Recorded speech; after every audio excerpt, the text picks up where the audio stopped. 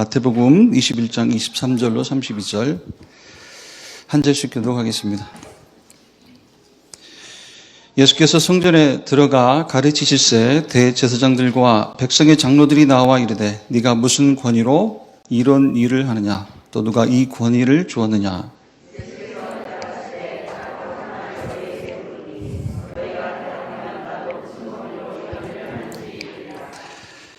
요한의 세례가 어디로부터 왔느냐, 하늘로부터냐 사람으로부터냐. 그들이 서로 의논하여 이르되 만일 하늘로부터라 하면 어찌하여 그를 믿지 아니하였느냐 할 것이요.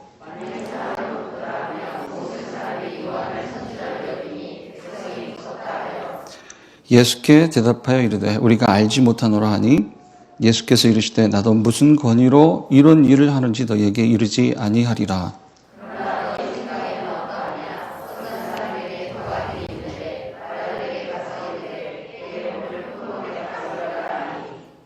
대답하여 이르되 아버지 가겠나이다 하더니 가지 아니하고.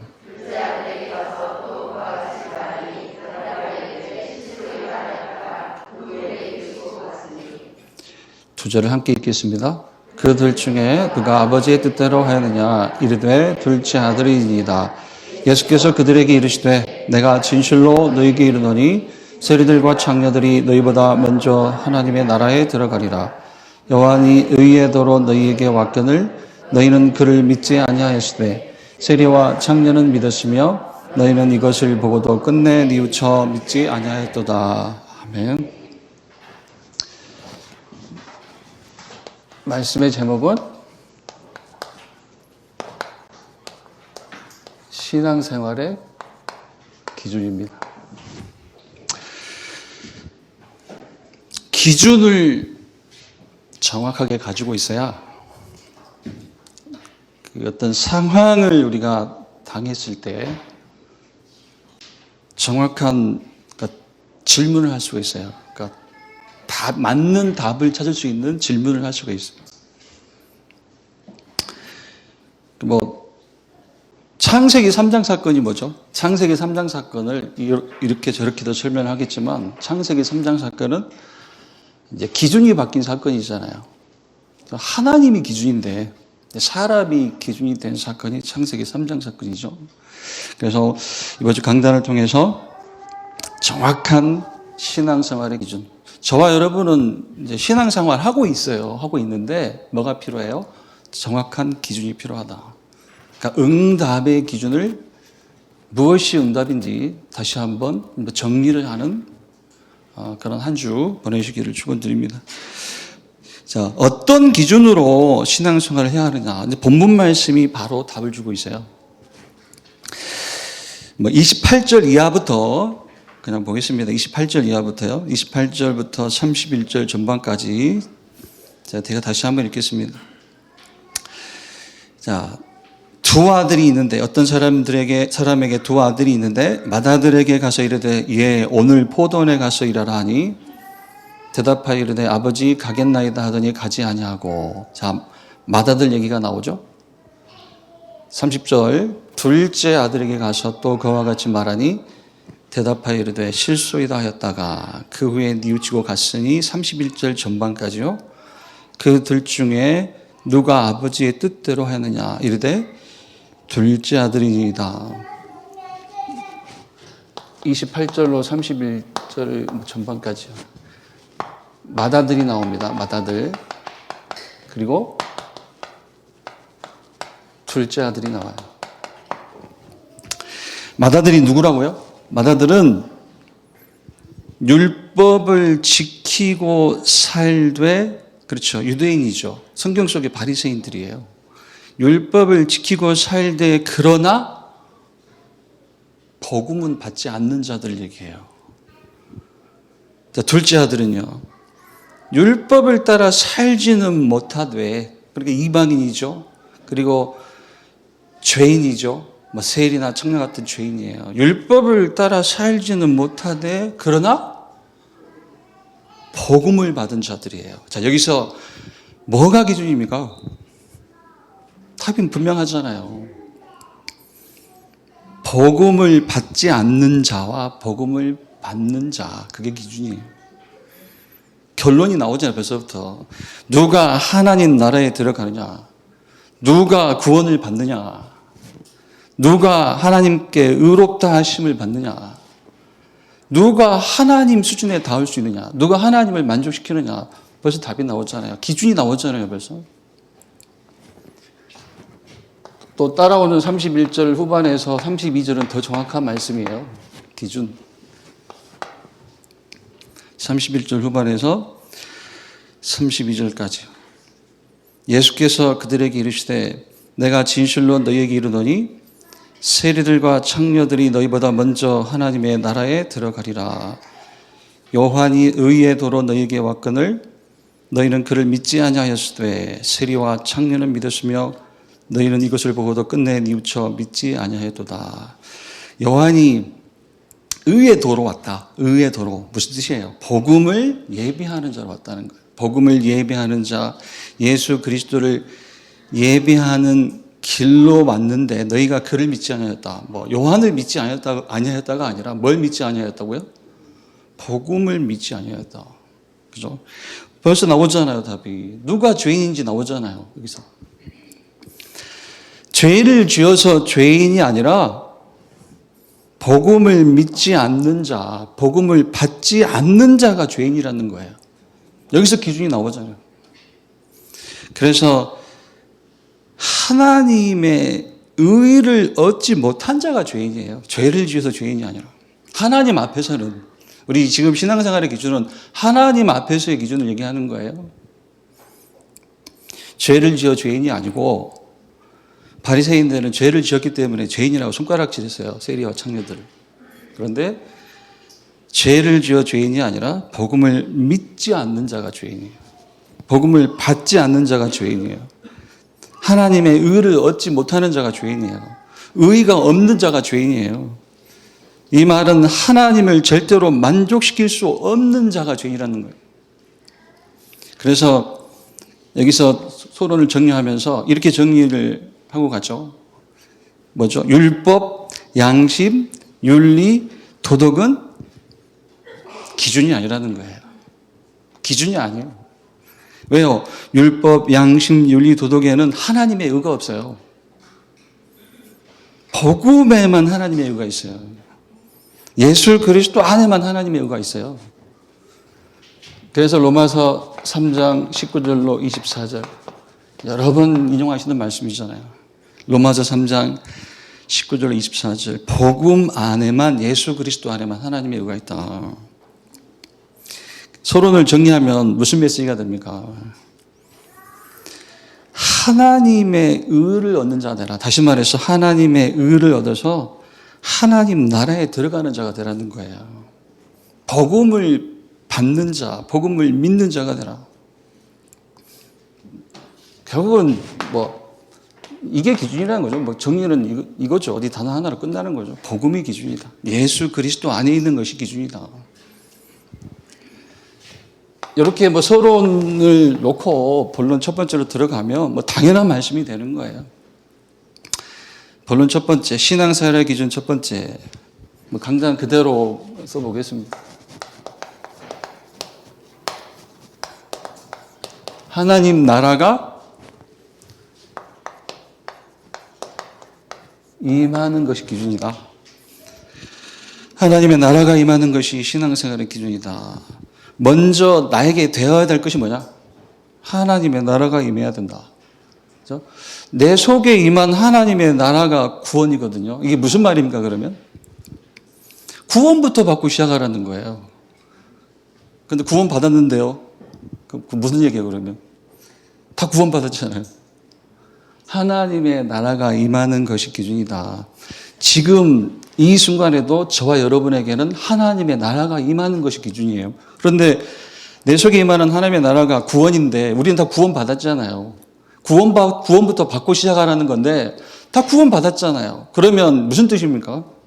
오늘 또 내게 하나님의 나라가 임하는 것이 기준이라는 말은 복잡한 얘기가 아니라 확신으로 시작하라는 거예요. 확신으로. 예수 믿고 하나님 만나 구원 받은 것으로 모든 원을 끝내고 시작하는 것이 나의 신앙생활이라는 거예요. 확신. 그래서 예수님이 보세요. 하나님의 나라가 임하는 것이 기준이기 때문에 공생에 시작하시면서 맨 처음 말씀하시잖아요. 마가복음 1장 15절. 때가 찼고 하나님의 나라가 가까이 왔으니 회개하고 복음을 믿으라. 이게 무슨 뭐라고 좀 풀이를 할까요? 말씀 그대로 그냥 우리가 받아들이면 끝나는 건데 이런 뜻이겠죠. 너희에게 지금 필요한 것은 하나님의 나라이니 이 길을 찾으라는 거예요. 지금 너희에게 필요한 것은 하나님의 나라다. 그래서 그 길을 찾으라 그 말씀이잖아요. 길에 대한 얘기는 뒤에 나오죠. 또 마태복음 6장 10절이요.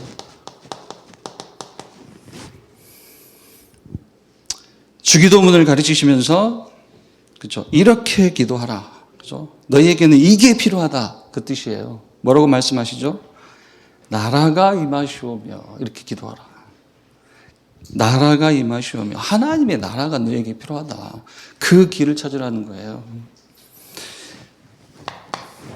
그리고 오늘 본문입니다. 마태복음 21장 31절이요. 이것도 같은 말씀입니다. 마태복음 21장 31절. 이 말씀이 그 얘기예요. 신앙생활의 기준이 뭐다? 하나님의 나라가 임하는 게 기준이다. 예수께서 이르시되 내가 진실로 너희에게 이르노니 세리들과 청년들이 너희보다 먼저 하나님 나라에 들어가리라. 너희라는 것은 지금 바리새인을 가리키는 거예요. 대제사장들과 율법을 지키고 산다고 자기는 죄인이 아니라고 우기는 그들을 가리켜서 얘기하시는 거예요. 그런데 세리들과 창녀들이 먼저 하나님에 들어가리라. 여기서 무슨 뜻이에요? 이들과 같은 삶을 살려는 게 아니잖아요. 무슨 뜻입니까? 여기서 이들의 삶을 살려는 게 아니라 뭐예요? 무슨 얘기예요? 자세요, 자세. 하나님의 나라에 들어갈 수 있는 생각과 자세를 가지라는 거예요. 자세. 그래서 자세인데 어떤 자세냐? 그게 어떤 자세? 단어를 이렇게 쓰십니다. Nobody, nothing. 이 자세 무슨 뜻입니까? 좋은 조건을 가지고 있어도 그것으로 하나님 나라로 들어갈 수 없다. 구원받을 수 없다. 좋지 않은 조건 가지고 있어도 그것 때문에 하나님 나라에 못 들어갈 이유가 없다. 지금 바리새인이냐 세리냐 그게 기준이 아니라는 거예요. 좋은 조건 가지고 있는 바리새인도 기준 아니고 나쁜 조건 가지고 있는 세리도 그것도 기준 아니라는 거예요. 좋은 조건 그것으로도 안 되고 좋지 않은 조건 그것으로도 그것도 상관이 없다. 길은 따로 있다는 길은 따로 있다. 그 길 얘기 나오잖아요 뒤에. 또 이 자세를 설명하면서 말씀 두 가지가 나옵니다. 누가복음 5장 1절로 11절. 베드로 얘기죠. 누가복음 5장 1절로 11절. 그리고 바리새인과 세리의 비유 이렇게 말씀을 하십니다. 누가복음 18장 9절로 14절이요. 누가복음 5장 1절로 11절. 베드로죠. 예수님 말씀 따라서 물고기 잡은 베드로도 8절을 보니까요. 누가복음 5장 8절을 보니까 주여 나를 떠나소서 나는 죄인이로소이다. 또 율법 지키고 산다고 자기는 죄인이 아니라고 우기는 바리새인 옆에 있는 그 세리. 바리새인 기도 보세요. 그 기도를 보면 이제 이런 거예요. 예수님 비유 속에 등장하는 장면이죠. 저 세리처럼 살지 않게 하시니 감사합니다. 막 그렇게 기도를 하고 있는 거예요. 저놈처럼 살지 않게 하시니 감사합니다. 자기는 의인이라는 거예요. 죄를 안 짓기 때문에. 율법을 다 지키고 살기 때문에 자기는 절대 죄인이 아니라고 우기는 바리새인이 나와요. 그 옆에 있는 세리는 뭐라고 합니까? 성전에 올라가 엎드려서 하나님이여 나를 불쌍히 여기소서 나는 죄인으로서이다. 똑같은 고백을 해요. 나는 죄인입니다. 무슨 고백입니까? 나쁜 짓 하고 사니 죄인이란 뜻이에요? 그러면 나쁜 짓 안 하면 죄는 아닌가요? 나쁜 짓 하고 사는 죄인입니다. 반대로 그럼 나쁜 짓 안 하고 살면 죄인 아닌가요? 그게 아니잖아요. 나는 죄인으로서이다. 무슨 고백입니까? 나는 어떤 것으로도 하나님을 만족시킬 수 없는 자입니다. 그 고백이에요. 나는 어떤 것으로도 하나님을 만족시킬 수 없는 자입니다. 절대로 하나님의 의에 닿을 수 없는 자입니다. 그래서 나는 하나님의 절대 은혜가 필요한 자입니다. 그래서 나는 복음이 필요한 자입니다. 이 고백이잖아요.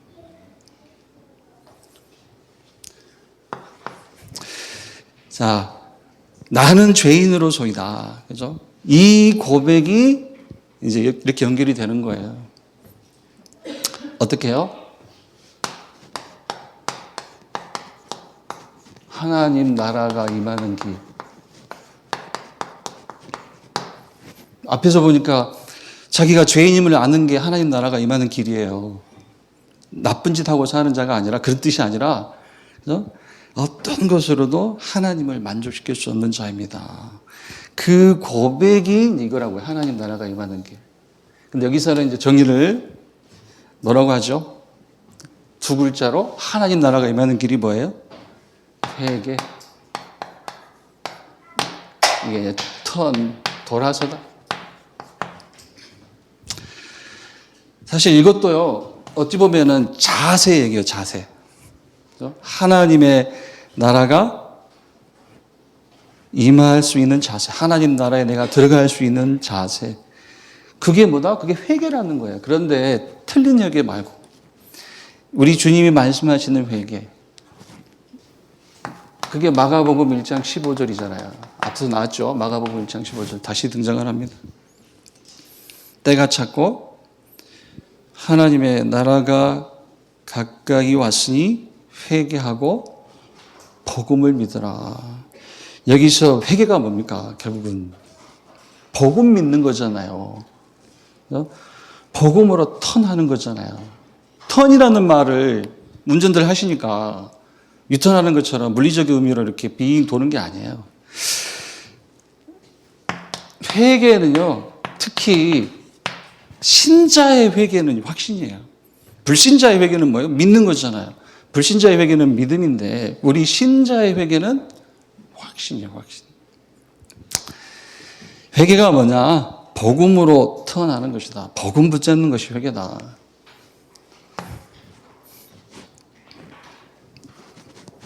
이게 가로 1번 여기 쓰고요. 가로 2번으로.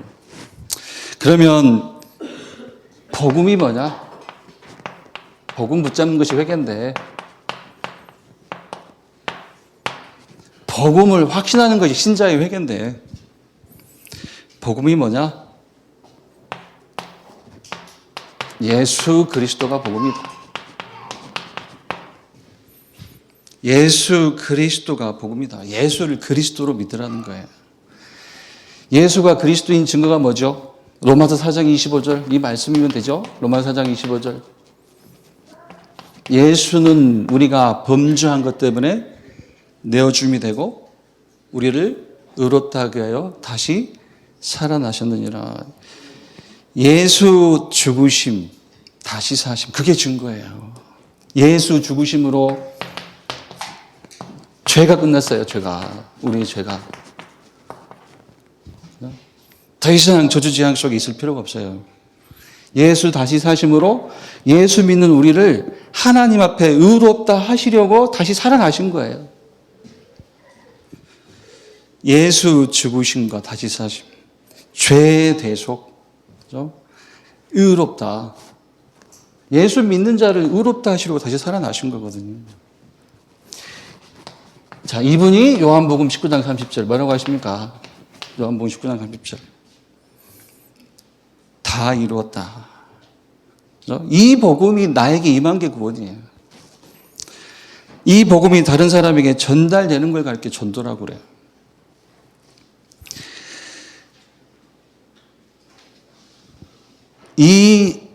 하나님의 나라가 드러나는 기준으로 신앙생활을 해라. 한 가지 더 얘기하면 아까 말씀을 드린 얘기인데 결국은 우리가 처음 믿는 불신자의 회개는 말 그대로 믿음이에요. 불신자의 회개는. 그죠? 그런데 신자의 회개, 저와 여러분은 신자잖아요. 그죠? 이 시간에 신자의 회개를 회복해라. 확신하라는 거, 확신. 그죠? 나는 성삼위 하나님이 함께 이것으로 모든 것을 가진 자다. 이 확신, 이게 회개예요. 이 신자의 회개 속에 이 위에 하나님의 나라가 임하는 거예요. 저와 여러분에게. 그래서 하나님의 나라가 드러나는, 하나님의 나라가 임하는 신앙생활을 해라. 우리의 신앙생활은 한 단어로 뭡니까 그러면 정리해서. 그렇죠? 저와 여러분 신자잖아요. 우리의 신앙생활이 뭐예요? 한 단어로. 이거 확신. 확신이에요, 확신. 하나님 만나 구원받은, 그렇죠? 하나님 만나 구원받은 것으로 모든 원을 끝내는 것이 나의 첫째 신앙생활이다. 그 확신이에요. 그래야 그 다음이 보여요. 이렇게 확신이 돼야 그 다음이 보이는 거예요. 두 번째.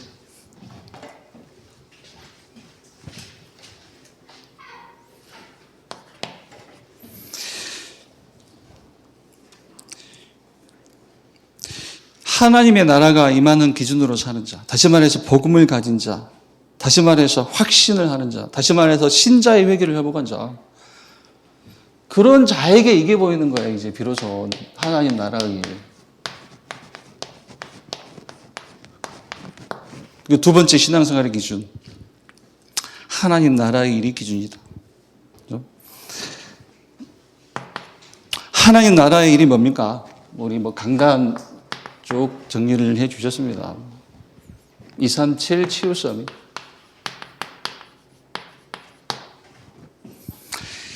이게 성전운동으로 설명을 하면 세 가지 뜰이죠. 세 가지 뜰. 삼뜰, 이방인의 뜰, 기도의 뜰, 아이들의 뜰. 이 하나님 나라의 일을 놓고 약속하신 것이 뭐예요? 사도행전 1장 8절에 성령 충만. 내게 있는 하나님의 보좌의 능력을 나타나게 하시겠다는 거예요. 이 하나님 나라의 일을 신앙생활의 기준으로 삼고 사는 자에게. 그러면 성령 충만이 뭐냐?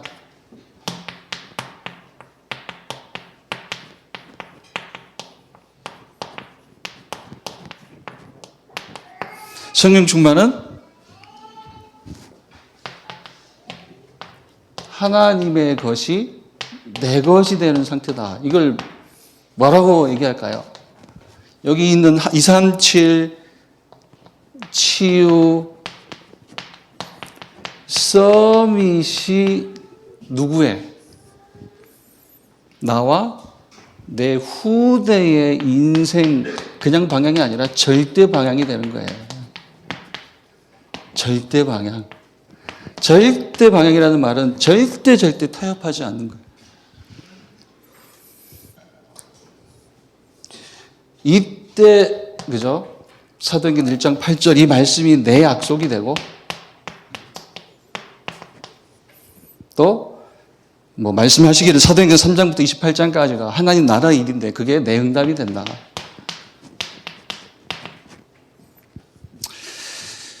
한 가지 더 여기서 얘기를 하자면요. 여기서 좀 두 번째 대지에서 넘어가기 전에 하나님 나라의 일이 기준이다. 이 말 속에는 이게 영적 기준, 이게 내 개인에게, 우리 교회에, 또 우리 안에, 내 안에 들어가야 된다는 거예요. 영적 기준이. 여러분 상식 좋아하죠, 상식. 상식. 좀 생각을 해 보면요. 교회 안에 뭐 내가 교회고요. 우리가 교회인데요. 모여있는 이 교회 다 앉아있는 것도 교회인데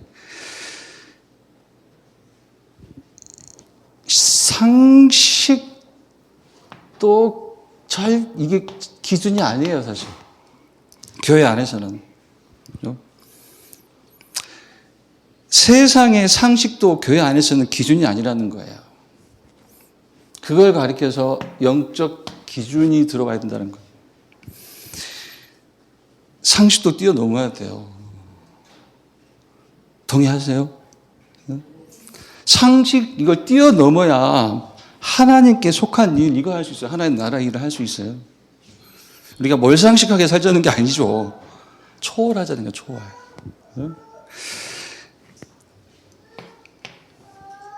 또 이거요, 이거. 손익. 민감하잖아요. 또 한 가지는 뭐냐면 세상이 따지는 손익이 교회 안에서는 기준이 될 수 없다는 거예요. 상식도 기준은 아니에요, 사실. 상식도 뛰어넘어야 돼요. 뭘 상식하게 살자는 게 아니에요. 초월하자는 거예요. 또 한 가지는 손익이 기준이 아니에요, 손익이. 이게 돈 얘기가 아니라 모든 부분에서요. 그렇죠? 모든 부분에서 생각해 보세요. 손익, 시간, 내 감정, 내 힘, 이런 것들 다 포함해서요. 말 그대로 손익이 기준이 아니에요. 상식이 기준이 아니고 손익 따지는 게 기준이 아니에요. 이거 가지고는 절대로 이거 안 돼요. 하나님 나라 일 할 수 없어요. 세상 기준이 아니라 말 그대로 하나님의 역사가 기준입니다. 교회 안에서는. 하나님 나라 일이 기준이에요. 그래서 이렇게 하나님 나라의 일이 기준이 된 신앙생활 해라. 조금 이렇게 여기까지. 그렇죠? 상식도 기준이 아니다. 손익 따지는 것도 기준이 될 수 없다.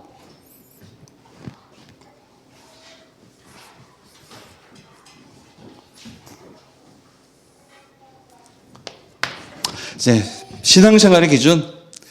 네, 결국 이렇게 정리를 해볼 수가 있습니다. 그죠? 그게 언약의 말씀이 기준입니다. 언약의 말씀이 기준이다. 하나님이 처음부터 주신 게 있어요. 이것으로 시작하라고요. 이것으로 시작하라고 주신 게 있잖아요.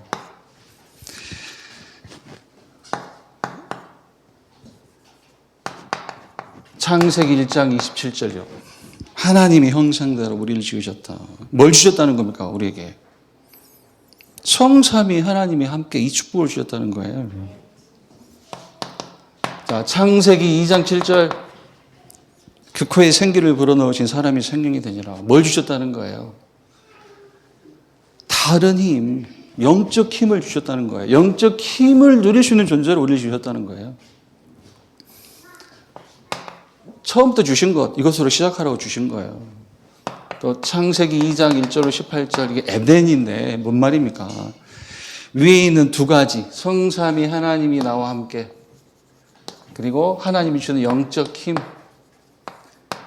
이 두 가지를 완전하게 누릴 수 있는 현장을 주셨다는 거예요. 그런데 인간이 이걸 놓치잖아요. 이 축복을. 그게 창세기 3장, 6장, 11장이에요. 창세기 3장, 6장, 11장. 창세기 3장 뭡니까? 하나님 필요 없다는 거죠. 내가 하나님처럼 살겠다. 창세기 6장은요. 네피림인데 하나님이 주신 힘 말고 다른 힘 누리는 게 네피림이에요. 전부 다. 대표적으로 신접운동이라고 하는데 그거 말고 전부 다. 돈에 기대어서 하는 것도 네피림 운동이에요, 사실. 사람에 기대어서 하는 것도 다 네피림 운동이에요. 하나님 말고 다른 힘으로 전부 다 네피림이에요. 11장, 창세기 11장. 바벨탑 운동이에요. 내 성공이에요. 하나님 뺀 인간의 성공. 하나님 뺀 인간의 종교. 그게 다 바벨탑 운동이에요. 이러다가 반드시 무너지잖아요. 저주재앙 실패 속으로 들어가잖아요. 여기서 주신 말씀이 그래서 창세기 3장 15절. 여자의 후손, 속이는 자 사단의 머리를 부술 여자의 후손, 그리스도를 약속하셨어요. 창세기 6장 14절이요. 방주, 재앙에서 살아날 방주. 그 방주의 실체가 그리스도, 그 그리스도 언약을 주셨잖아요. 또 창세기 12장 1절로 4절. 이게 떠나라 가라 두 글자 두 단어로 요약이 되죠. 떠나라 가라. 번트 치자가 아비지 떠나라. 내가 너에게 지시할 땅으로 가라. 무슨 뜻이에요? 땅은요. 그래서 땅은 뭐냐면 우리가 뭐 이 말씀 붙잡고 뭐 가나안 땅으로 가야 되겠습니까? 2022년에 무슨 뜻입니까? 인생의 터를 바꿔라. 터를. 고린도전서 3장 11절. 고린도전서 3장 11절을 보면요. 그리스도를 인생의 새 터로 삼고 살라는 거예요. 터를 바꿔라.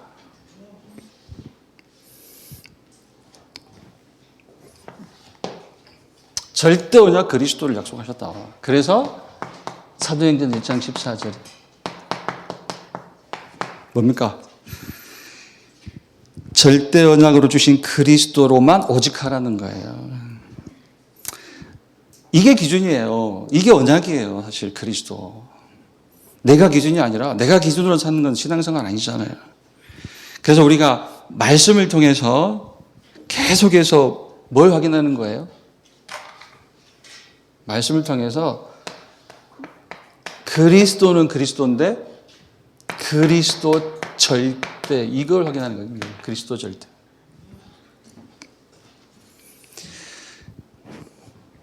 세 번째 대지를 좀 정리해서 보니까요. 우리 뭐 강단에서도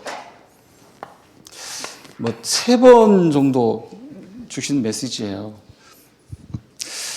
그냥 뭐 여러분들에게 질문을 하는 의미로 뭐 정리되는 메시지가 아니라 질문을 하는 의미로 제가 가만히 보면요. 이거잖아요. 오직 유일성 재창조인데 뭐 세 번째 대지 들어보시면 마지막 정리를 이걸로 하셨거든요. 오직 유일성 재창조.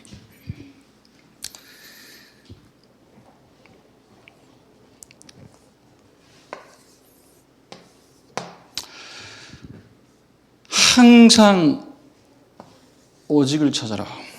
그죠? 어떤 상황에서든지 내가 꼭 할 것을 찾아라. 그게 오직 복음. 그죠? 오직 그리스도. 앞서 드린 말씀이라면 이게 회개라는 거, 이게 신자의 회개예요. 오직. 이게 신자의 회개. 이게 하나님 나라가 임하는 길이에요. 그래서.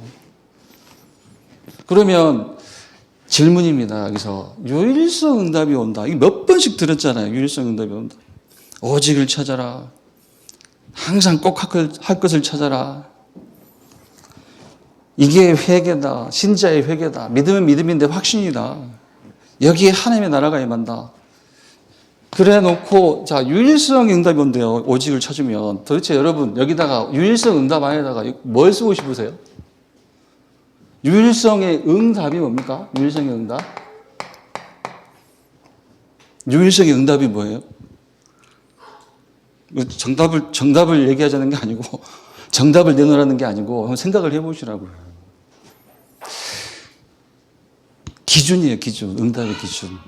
쉽게 우리 생각이 팍 안 돌아가는 이유가 뭐냐면 응답이라는 게 뭐냐면 우리 머릿속으로 응답하면 1순위로 팍 떠오르는 게 뭔지 아세요? 내 손에 쥐는 걸 응답이라고 생각해요. 보이는 거, 쥐는 거, 갖는 거.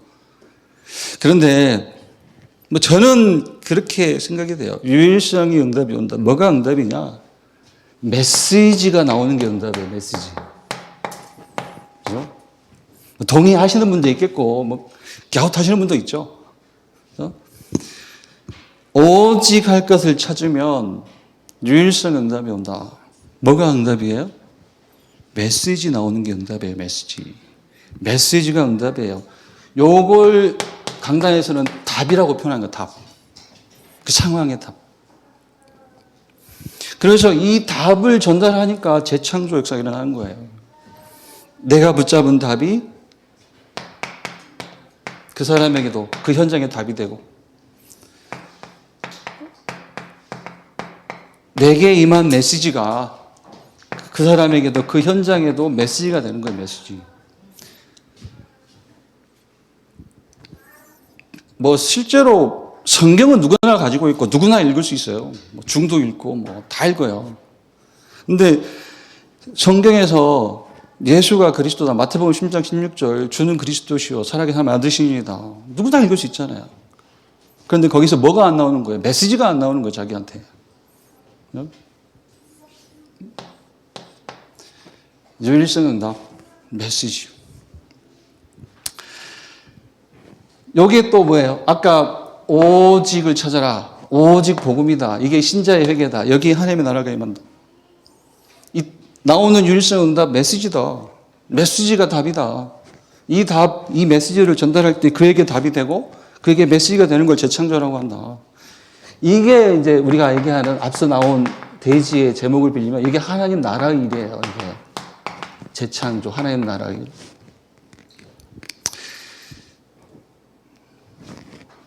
오직, 유일성, 재창조. 어디서 찾는 거예요? 앞서 말씀드렸던 언약의 말씀에서 찾는 겁니다. 이 언약의 말씀으로 오직, 유일성, 재창조 체험해라. 결론입니다.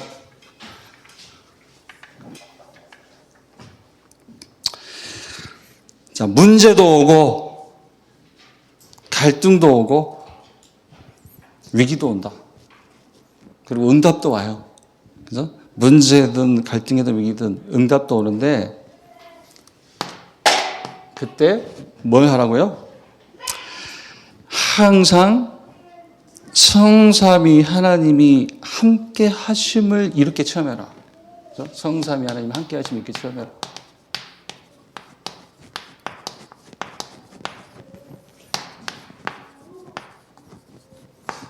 성삼위 하나님이 이렇게 함께 하심을 체험해라. 체험하라는 말은 다음에 세 가지를 믿으라는 거예요. 첫 번째, 함께 하시는데 어떻게 해요? 성삼위 하나님이 내주. 자, 이걸 믿으라는 거예요. 무슨 뜻입니까? 성삼위 하나님의 내주를 믿어라. 무슨 뜻이에요? 성삼위 하나님은 내게 완전하고 충분하신 분이다. 이걸 믿으라는 거예요. 그걸 가리켜서 내주를 믿는다는 거예요. 성삼위 하나님의 내주를 믿는다는 거예요. 두 번째, 성삼위 하나님이 함께 하시는데 이렇게 함께 하신다. 인도. 성삼위 하나님의 인도를 믿어라. 무슨 뜻입니까? 하나님의 뜻 찾은 자를 반드시 인도하신다. 세 번째요. 자, 성삼위 하나님이 함께 하심을 이렇게 체험해라. 내주, 인도. 세 번째는 역사. 이걸 믿으라는 거예요. 성삼위 하나님의 내주, 인도, 역사를 믿어라. 하나님의 시간표를 기다리는 자에게 어떻게 해요? 앞에 있는 성령의 내주, 성삼위 하나님의 내주, 성삼위 하나님의 인도, 이것을 믿고 기다리는 자에게 하나님은 반드시 역사하신다. 이걸 믿으라는 거예요. 성삼위 하나님이 이렇게 함께 하심을 믿으라는 거예요. 어떤 상황이든. 자, 두 번째, 결론 두 번째. 기도해라. 기도하라. 오늘 또 말씀을 주옵소서. 말씀이 기준이에요. 앞서 설명드린 대로라면 오직, 유일성, 재창조, 이것을 체험할 말씀을 주옵소서. 두 번째, 가는 곳마다 죄, 사단, 지옥 권세 무너지게 하옵소서. 세 번째, 그래서 사람의 방법이 아닌 하나님의 초월적 능력으로 역사하옵소서 이렇게 기도해라. 결국 우리의 기도 제목은 뭡니까? 우리의 기도 제목. 증인 되게 하옵소서. 증인. 이 모든 것의 증인이 되게 하옵소서.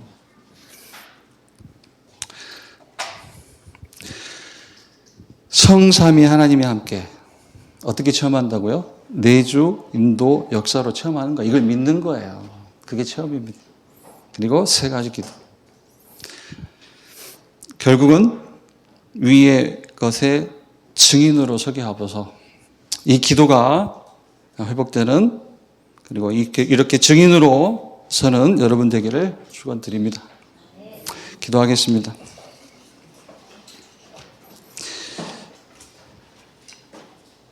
하나님 감사합니다. 우리에게 그리스도 이 복음 주신 것 너무나 감사합니다. 예수 믿고 하나님 만나 구원받은 것으로 모든 것을 끝내게 하시고 이렇게 내 안에 하나님 나라 임한 것이 신앙생활 응답의 기준이 될 수 있도록 축복하여 주옵소서. 또한 하나님 나라의 일을 기준 삼고 살게 하시고 여기서 약속하신 성령으로 충만케 하여 주옵소서. 내가 기준되는 것이 아니라 하나님의 언약의 말씀이 기준이 되는 신앙생활 되게 하시고 이 언약의 말씀을 가지고 오직 율성 재창조 체험하는 자들이 될 수 있도록 축복하여 주옵소서. 이 시간 헌금 드리는 시간입니다. 우리 개인의 경제, 가정 경제가 하나님 나라의 일을 위해 쓰이는 빛의 경제로 바뀔 수 있도록 축복하여 주옵소서. 예수 그리스도 이름으로 기도드립니다. 아멘. 기도하겠습니다. 오늘도 살아계신 하나님께 예배하게 하시니 너무나 감사합니다. 이 예배를 통해 나와 함께 하시는 실제 내주인도 역사하시는 하나님께 집중하도록 축복하여 주옵소서. 이 예배로 하나님이 준비하신 응답을 놓치지 않게 하시고 나로부터 시작하여 모든 것을 살리는 여정 속에 있도록 축복하여 주옵소서. 이제는 예수 그리스도의 은혜와 아버지 하나님의 사랑과 성령의 내주인도 역사하심이 이 자리에 함께 모여 주께 예배한 모든 성도와 또 모든 렘넌트들, 특별히 흩어진 자리에 있는 모든 성도와 렘넌트들 머리 위에 이제로부터 영원까지 항상 함께 있을지어다. 아멘.